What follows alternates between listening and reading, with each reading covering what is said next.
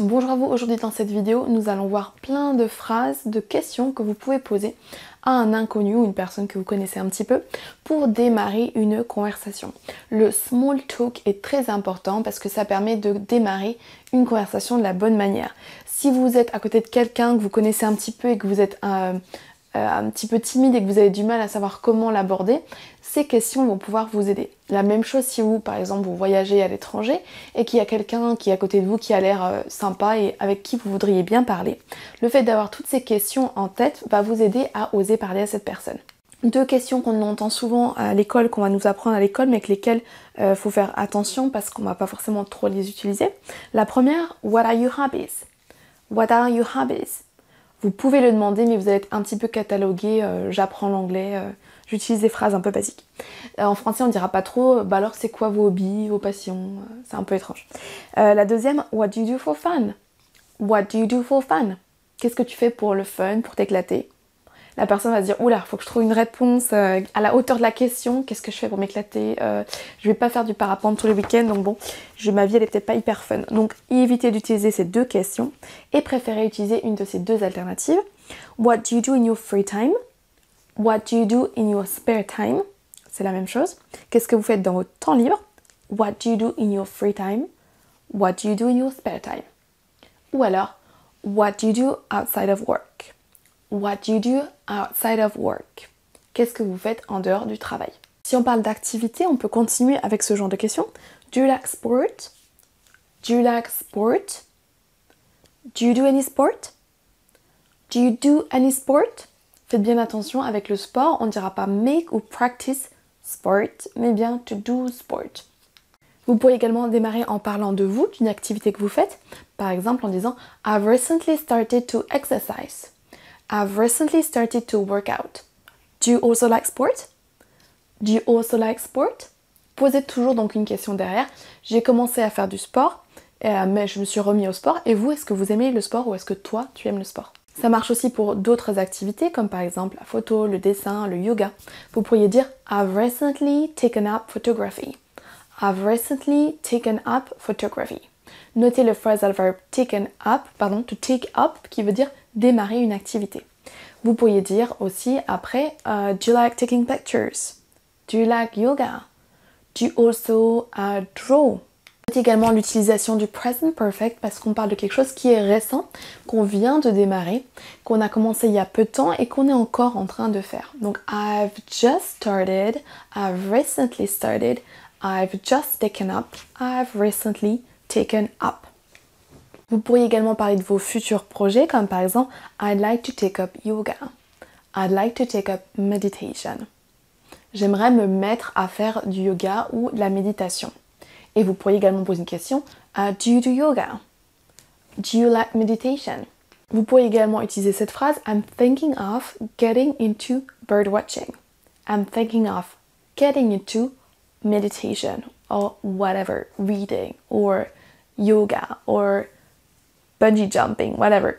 Donc la structure de phrase c'est I'm thinking of getting into et l'activité derrière. Vous pourriez également parler de votre conjoint, de vos enfants et dire par exemple My husband likes gardening. Do you like gardening too? My children are really into board games at the moment. My children are really into board games at the moment. Si à l'inverse on vous pose ce genre de questions, Are you into yoga as well? Are you into yoga as well? Est-ce que vous aussi vous aimez le yoga? Plutôt que de répondre No, I don't like yoga, not really, vous pourriez répondre une phrase un petit peu plus agréable pour dire que non, vous n'aimez pas, mais en le disant de façon le plus sympa possible. Vous pourriez dire Well, not really. Yoga isn't really my thing. Well, not really.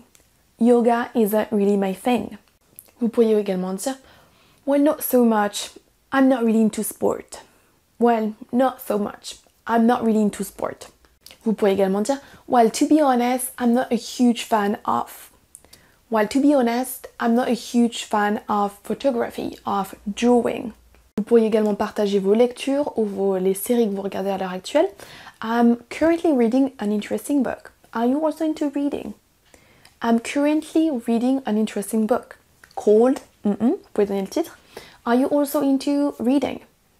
Ou alors, I'm watching a really interesting series at the moment. Do you like watching series on Netflix?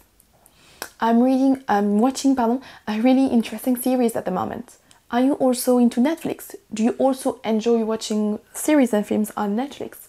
Si vous avez une conversation où vous allez plus dans les détails, par exemple vous parlez de lecture ou de Netflix ou de sport, vous pourriez demander So what's your favorite series? What's your favorite movie on Netflix? Have you ever watched a French film? Have you ever watched a French series? What type of films do you like? What types of book do you enjoy reading? Vous pouvez poser des follow-up questions quand la personne vous dit j'aime bien telle série, ou oui en effet j'ai Netflix moi aussi, ou j'aime beaucoup la lecture. Pensez à poser plus de questions et à vous lancer dans une conversation un petit peu plus poussée comme vous le feriez par exemple en français. Vous pourriez dire également la phrase My favorite sport is swimming. What about you? My favorite sport is swimming. What about you? My fave series is Orange is the New Black. How about you? My fave series is Orange is the New Black. How about you? Vous pouvez également utiliser l'expression go to. Well, my go-to movie is My go-to movies is Gladiator. My go-to plus un nom derrière, c'est mon préféré dans le sens, ma valeur sûre. Si j'avais un seul à choisir dans cette catégorie, film, podcast, livre, je choisirais celui-ci. My go-to book for the summer is Bridget Jones. My go-to book, novel for the summer is Bridget Jones. On vient de voir que pour faire un petit peu de small talk, on peut parler des passions, des intérêts de la personne. On va voir maintenant quelles questions on peut poser pour parler du futur, du week-end prochain par exemple, ou des prochaines vacances. Quel est le programme de la personne à qui vous parlez? Vous pourriez par exemple demander Have you got much planned for the weekend? Have you got much planned for the weekend? Pour les vacances, on pourrait demander So, are you planning on traveling for the vacation? Are you planning on traveling for the holidays? On peut également demander So, donc, So, are you planning on getting away for the vacation? Are you planning on getting away for the holiday? Get away qui veut dire voyager, partir, faire une petite virée quelque part, explorer d'autres coins. On peut aussi demander de façon plus générale ce que la personne a l'habitude de faire le week-end. So, what do you normally do at the weekend? What do you usually do on the weekend? Vous avez le choix entre normally, usually, pour dire habituellement, et on ou at the weekend, suivant si vous prenez ce que disent les Américains ou les Britanniques. What do you normally do at the weekend? Vous pourriez également demander So, what have you been up to today? What have you been up to today? Qu'est-ce que tu as fait de beau aujourd'hui? What have you been up to lately? What have you been up to lately? Qu'est-ce que vous avez comme projet? Qu'est-ce que tu fais en ce moment? Qu'as-tu fait de beau, d'intéressant récemment?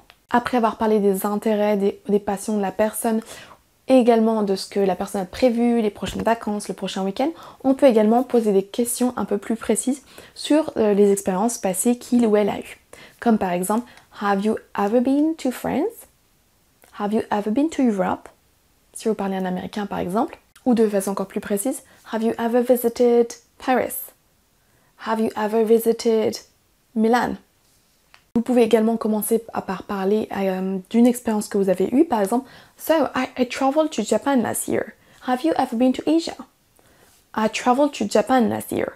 Have you ever been to Asia? Ou, I've just got back from a trip to Spain. Have you ever been there? I just got back from a trip to Spain. Have you ever been there? Si par exemple vous demandez à la personne si elle a déjà visité la France, qu'elle vous répond oui, Have you ever visited Paris then? Yes, I did. La personne vous répond que oui, vous pourriez demander So, how did you like Paris? How did you like Paris? Est-ce que ça vous a plu? Avez-vous aimé Paris? Vous pouvez également poser cette question au présent si vous rencontrez un touriste en France ou en Italie ou là où vous vivez, peu importe. Vous pourriez lui demander So, how do you like Paris? How do you like France? Are you enjoying your stay so far? Are you enjoying your stay so far? Vous pourriez être également encore plus précis en demandant Did you have the opportunity to visit whatever? So, did you already have the opportunity or the chance to visit Mont-Saint-Michel? Vous pourriez aussi faire des recommandations à cette personne. You should really visit whatever. You should really visit. You should try the pancakes here. They are really delicious. You should try the pancakes or this restaurant. It is delicious. Si vous rencontrez quelqu'un à l'étranger, vous pourriez à l'inverse lui demander So, are you from around here? So, are you from around here? Est-ce que vous êtes d'ici? Est-ce que vous êtes du coin? Vous pouvez également demander Do you have any kids? Do you have any children? Do you have any kids? Do you have any children? Vous pouvez également utiliser la météo pour démarrer une conversation. Comme par exemple It's a beautiful day today, isn't it? It's a beautiful day today, isn't it? En ajoutant isn't it, vous demandez confirmation à la personne, vous l'incitez à répondre à votre phrase et à entamer une conversation. Vous pouvez également dire right. It's quite hot today, right? It's quite hot today, right? It's been raining so much lately, isn't it? It's been raining so much lately, isn't it? Donc en ajoutant right ou isn't it, vous montrez à la personne que vous voulez entamer une conversation avec elle. Et normalement, au moins par politesse, la personne vous répondra. Une petite phrase bonus que vous pourriez essayer de placer dans une conversation. So, what places are on your bucket list? What places are on your bucket list? Bucket list qui est la liste des choses qu'on veut faire avant de mourir. Notre to-do list de toutes les choses qu'on a envie de faire, les pays qu'on a envie de visiter. Donc si vous demandez what places ou what countries are on your bucket list, vous demandez à la personne quels sont les pays qui sont sur votre liste de choses à faire avant de mourir ou toutes les choses, tous les endroits que vous avez envie de visiter. Retenez donc que pour démarrer une conversation et parler avec des étrangers, vous pouvez utiliser la météo, les intérêts, les passions de cette personne, ce que la personne a prévu de faire ou ce qu'elle est en train de faire à l'heure actuelle, des questions un petit peu plus personnelles comme par exemple s'ils ont des enfants, s'ils habitent dans le coin, et parler voyage également une très bonne occasion pour sympathiser et avoir une conversation avec quelqu'un. Essayez de vous mettre un petit peu en danger, de sortir de votre zone de confort. Souvent quand on a un niveau intermédiaire et qu'on est un peu complexé par son niveau, qu'on est frustré parce qu'on n'a pas un niveau à la hauteur de ce qu'on aimerait, on a tendance à être plutôt passif et à attendre des questions et à ne pas prendre l'initiative.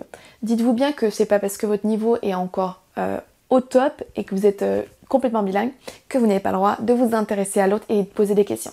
Essayez donc de pratiquer toutes ces phrases, de les prononcer plusieurs fois, de voir à quel moment vous pourriez vous en servir pour ensuite vous mettre vraiment vous aussi à être actif dans une conversation. Donc maintenant c'est à vous de jouer, téléchargez donc la fiche PDF associée à cette leçon, lisez ces phrases plusieurs fois, essayez de les pratiquer, de bien les prononcer et essayez vous aussi de vous mettre à utiliser ce genre de petites phrases, de petites questions pour entamer une conversation et faire un petit peu de small talk là, avec la prochaine personne que vous allez rencontrer et avec qui vous allez pouvoir parler anglais.